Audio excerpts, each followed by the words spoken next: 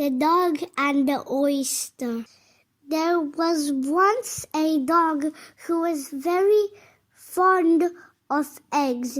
He visited the hen house very often.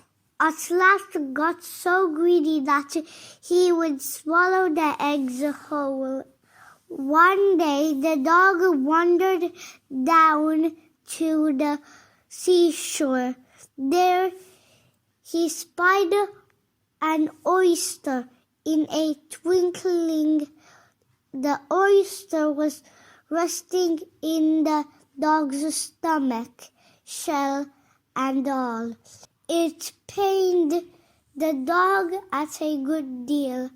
As you can guess, I've learned that all round things are not eggs, he said, growling.